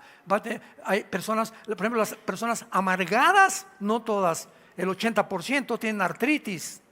Descubrieron que la artritis era de gente amargada. Todas esas preocupaciones impiden tu salud. Y ahora están vendiendo millones de pastillas tranquilizantes. Millones. Nunca el mundo había consumido tantos anestésicos, tranquilizantes, Prozac y Valium y cochinadas, ¿verdad? ¿Por qué? Porque vas con el doctor y te dice, yo no te puedo cambiar, te voy a dar un chocho para que cuando te pongas así medio locochón, te lo tomes y te calmes. Y hasta ahí llega la cosa. Entonces te drogan más porque opera al contrario. Son químicos que entran al sistema nervioso y cuando te falte va a estar peor de lo que estabas antes. Pero es el mundo. Opera en la energía de los seres humanos. Y el propósito, por favor, abran los ojos. Son palabras fieles y verdaderas. El propósito de ellos es volverte loco. Volverte loca. Hacerte creer que con una mujer puedes ser más feliz que con la que estás casado. Hacerte creer que el alcohol te puede por un tiempo hacerte olvidar la muerte o que se fue chencha y no me avisó, etcétera, etcétera, pues me emborracho. Hacerte creer que el dinero lo es todo en la vida. Hacerte creer que puedes vivir sin Dios y te hace creer que tú eres Dios. Ese es el fracaso y la caída del ateísmo. Una persona que dice atea es una persona que está contradiciéndose filosóficamente y moralmente y espiritualmente va a acabar muy mal. Porque no somos dioses. Fuimos creados a la imagen y semejanza de un Dios y mandó a Jesucristo su Hijo a darnos vida y vida en abundancia. Entonces, ¿cómo es posible que tú, conociendo a Jesucristo, regreses a revolcarte otra vez en el lodo de donde Dios nos sacó? Así es como opera Satanás. Y cuando venga, imaginémonos en la tribulación lo que va a hacer. Veamos el último pasaje en Efesios capítulo 6, versículo 12. El mismo libro de Efesios, versículo 12. Porque no tenemos lucha entre nosotros, lo puedo traducir, contra sangre y carne. En ustedes nos revela el Espíritu Santo. No es la guerra entre tú y tu suegra. El problema no lo tienes con tu esposo ni con tu esposa. No es contra los comunistas, ni contra los nazis, ni contra el Islam. La guerra no es entre ustedes. Hay potestades, principados, gobernadores. Hay un ejército perfectamente bien organizado para que tú te pelees con tu esposa, para que odies a tus padres, para que le eches la culpa al gobierno, para que le eches la culpa a los nazis o a los fascistas, etcétera, etcétera. Abran los ojos, tenemos que orar, porque a través de la oración es la única forma en la que cambiamos nuestra vida. ¿Tienes problemas en tu matrimonio? No te vayas a emborrachar, por el amor de Dios. Ni creas que otra te va a hacer más feliz. Se calcula estadísticamente que las personas que se casan por tercera vez tienen más probabilidades de casarse antes de los 5 años, volverse a divorciar. Si no pudiste con una, ¿cómo vas a poder con la otra? ¿Cómo vas a poder después de 2? ¿Cómo crees que vas a poder con 3? ¿Cómo pudo Elizabeth Taylor, la actriz más bella del siglo XX, Elizabeth Taylor, casarse 9 veces? Es que este no lo hace, este tampoco, este no me da mis palomitas en la noche, este no me hace masajito en los pies antes de acostarme, este no tiene cara de Garfio, este no se parece a Rambo. Y así a la gente recorriendo, creyendo que hay una mujer o que hay un hombre que vas a encontrar en esa persona o en esa mujer la felicidad. ¿Y cuál es el problema? Que estas mujeres y estos hombres están buscando a alguien que los haga felices. Y Cristo viene y nos dice, tú haz feliz a tu esposa. Maridos, amen a vuestras mujeres como Cristo amó a la iglesia y se sacrificó por ellas. Mujeres, trata de hacer feliz a tu esposo. Que él no responda, déjamelo a mí, dice Dios. Pero no huyas con otro hombre, no huyas con otra mujer, porque te va a ir de mal en peor. Es la locura del ser humano. Están organizados potestades, principados, gobernadores, huestes espirituales de maldad, que son los demonios, en las regiones celestes. Ahora, muy bien, todas estas escrituras nos han revelado que Satanás recorre el mundo, como lo acabamos de comprobar, de manera invisible, ¿verdad? Príncipe de la potestad del aire, la atmósfera para acá. Y esto lo identifica operando en una dimensión espiritual en el cielo atmosférico, en el aire. Ahora, ¿qué hay en el aire? Ahorita estoy hablando y aquí está pasando la charrita del cuadrante, FM, AM, está en ondas de Wi-Fi pasando, atraviesan las paredes. Estamos en un mundo que no vemos, de ondas de energía cruzando por todos lados. Por eso prendo el radio y una onda desde Rusia viaja por el espacio, llega a mi radio, fibra óptica, como le quieras llamar, y oigo la conversación que tiene ahorita o lo que está pasando en Roma. Es un mundo completamente que estamos unidos por un mundo invisible. ¿Quién creen ustedes que usa las ondas de radio y de la televisión? ¿Quién? ¿La Madre Teresa? Satanás. Entonces, yo me meto a la televisión y veo un programa. Cuídate de ver un programa de pornografía o películas que demasiada violencia, porque me va a afectar mi mente. Cuídate de estar checando y creyéndole a CNN todas las mentiras que dice, que de una 100 son mentiras. Cuídate de lo que lees en los periódicos, las revistas que compras. Estamos en un mundo inundado de mentiras. ¿Por qué? Porque en Juan 8:44 se le llama a Satanás el padre de las mentiras. Primera de Juan 5:19 se le llama a Satanás, que tiene el control del mundo entero, operando en las mentes de los seres humanos para producirles esquizofrenia, psicosis, paranoias, intentos de suicidio, que deja a tu esposa, mata a tus padres, véngate. Todas estas ideas, ¿dónde están? Aquí. ¿Quién me las puso? ¿Vinieron de la nada? No, no vinieron de la nada. Pero ahora que conocemos la Biblia, nos cuidamos de llenar la mente con la palabra de Dios. ¿Cuántos de ustedes se levantan en la mañana, abren la Biblia? Yo casi siempre lo hago en los Salmos. Es un ejemplo, lo puedes abrir en cualquier parte que Dios te guíe. Me encantan los Salmos, me identifico: esperanza mía, castillo mío, mi Dios, encontraré el que habita al abrigo del Altísimo, morado bajo la sombra del Omnipotente. Comienzo a memorizar unos salmos y la vida de Cristo entra a mi vida, porque la palabra de Cristo es el verbo hecho carne, y mis palabras, dijo Jesús, son espíritu y son vida. Entonces, cuando leo la Biblia, no estoy leyendo a Shakespeare, ni a Octavio Paz, ni a ningún otro escritor famoso.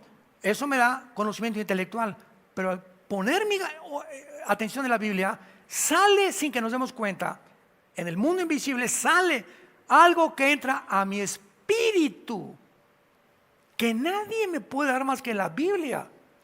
Y al entrar a mi espíritu, hay una semilla, cuando recibí a Cristo, que comienza a romperse mientras más Biblia leo y la memorizo, y comienza a romperse y a crecer como una plantita, y comienzo a dar fruto. Desde que tú te convertiste, ¿cuál es tu fruto? Pregúntate. Desde que tú te convertiste, ¿a cuántas personas les has hablado de Jesús?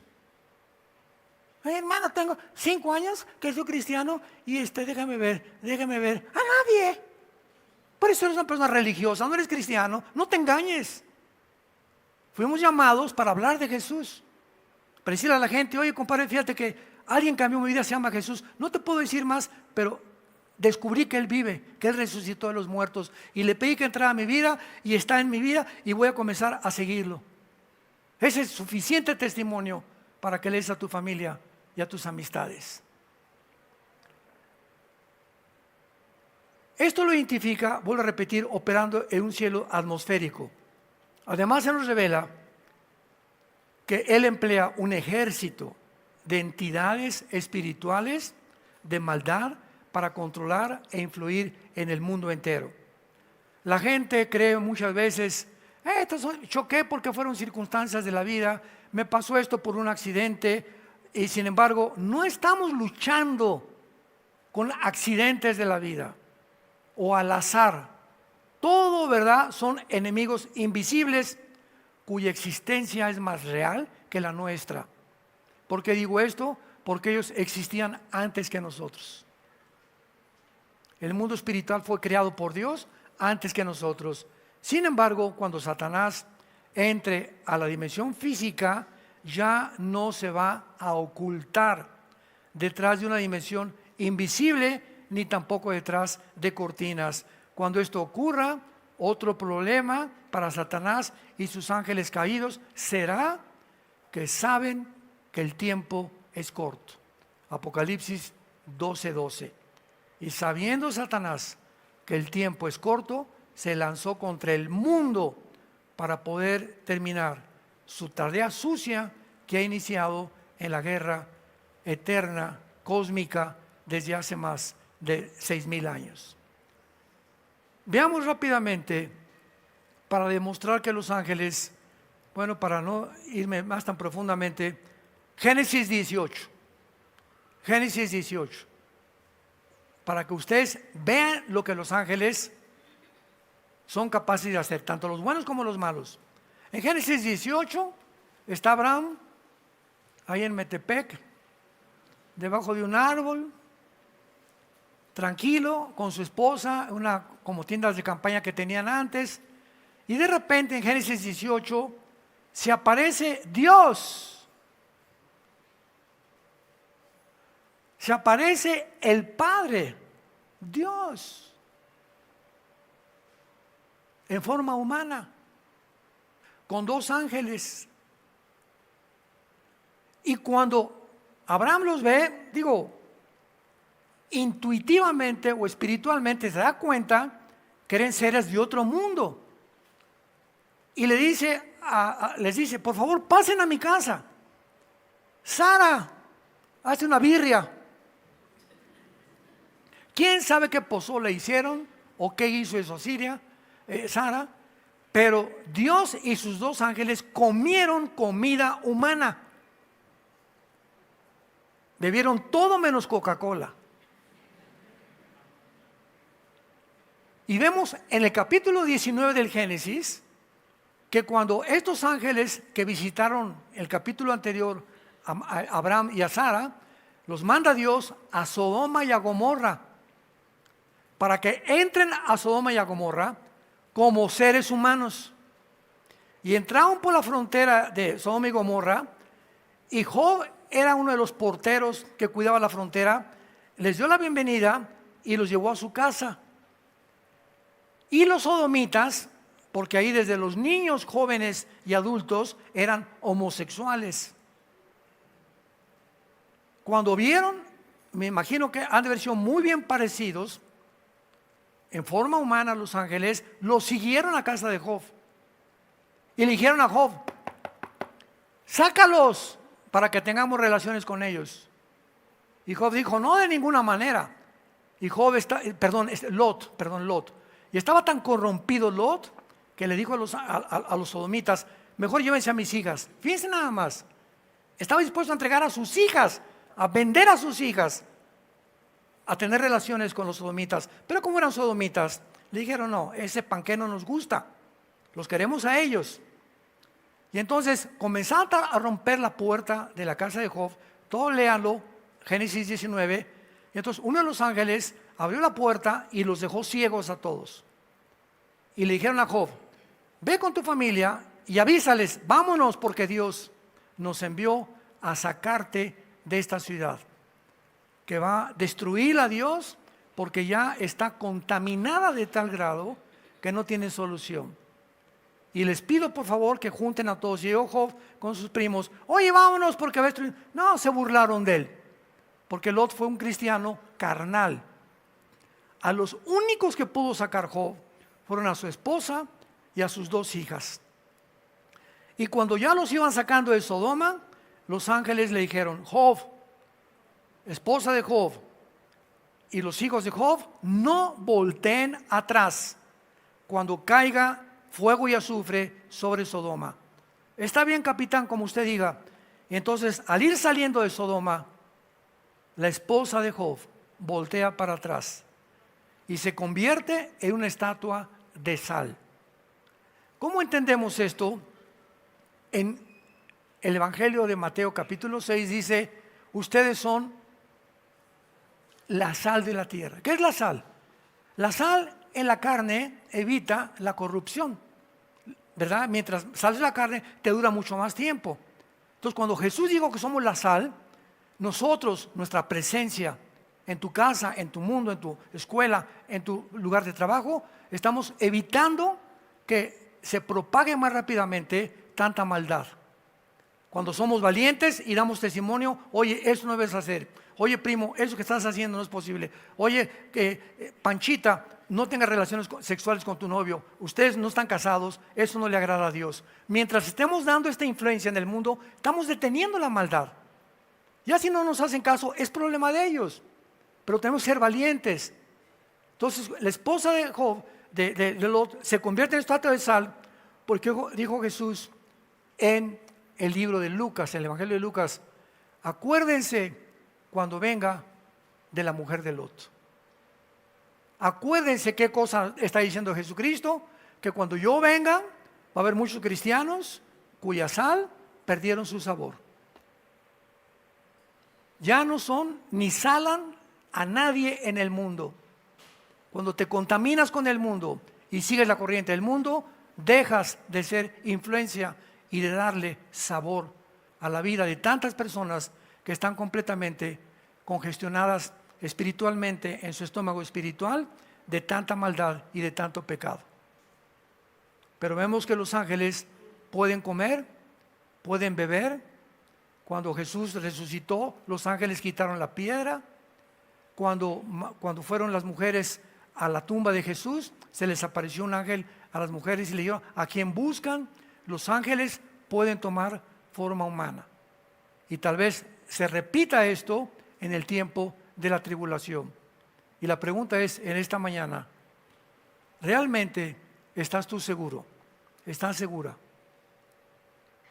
Que si tú te murieras hoy en la noche, no sé, una embolia, un ataque cardíaco, un accidente de tránsito, lo que sea, ¿estás tú seguro, segura, 100% seguro, que no importa la hora que te mueras, te vas a ir al cielo? No me digas ni conteste nadie. ¿Estás segura que te vas al cielo? Si tú no estás seguro ni segura que te vas al cielo, ¿por qué es? Porque no tienes a Cristo. Porque cuando recibes a Cristo, nos dice: el que tiene al Hijo tiene la vida, y vengo a darles vida eterna. Entonces, cuando yo muera, voy a morir en paz. No importa la hora que venga por mí, voy a morir en paz, porque mi alma le pertenece a Él. Pero si tú no tienes esa seguridad, asegúrate en este mismo día de tener a Jesús en tu vida. Y si no estás seguro, si no estás segura, acompáñenme con esta oración. Te damos gracias, Dios y Padre de Jesucristo nuestro Señor, de haberlo enviado a este mundo para darnos a conocer quién eres. El que conoce al Hijo conoce al Padre, y el que recibe al Hijo recibe al Padre. Gracias por tan grande sacrificio en la cruz, porque tú fuiste crucificado, muerto, enterrado y resucitado a los 3 días, para que al levantarte de la tumba nos diera la esperanza que nosotros también, si creemos en ti y te seguimos, vamos a volver a vivir juntamente contigo. No se turbe vuestro corazón, dice Jesús. No tengan miedo, manada pequeña. Mayor es el que está entre nosotros que el que está en el mundo. voy a la casa de mi Padre a preparar lugar para todos ustedes que me han recibido y me han seguido, para que cuando yo venga ustedes estén conmigo, y si me fuere regresaré y os tomaré a mí mismo, para que donde yo estoy ustedes también estén. El que tiene al Hijo tiene la vida. El que no tiene al Hijo, aunque tenga una religión, no tiene la vida eterna, porque la vida está en el Hijo, no está en ninguna religión. Gracias, Señor, por darnos la vida eterna, el arrepentimiento de nuestros pecados y la promesa que muy pronto, tal vez más pronto de lo que nos imaginamos, vamos a estar contigo. En esta mañana dile a Jesús con todo tu corazón, si tú no tienes esta seguridad: mi Señor y mi Dios, te pido que me perdones mis pecados. No he vivido conforme a ti ni a tus mandamientos. No he vivido, Señor, en el camino de la verdad. Lávame con tu sangre preciosa que derramaste en esa cruz, y dame el poder que yo no tengo de cambiar mi manera de vivir. Vengo a ti, Jesús, a abrazarte en la cruz para que tengas misericordia de mi vida, porque teniéndote a ti en mi vida tendré el poder de vivir la corta vida que tenemos enteramente para ti, porque te lo pido y te doy las gracias en el nombre de Jesús. Amén.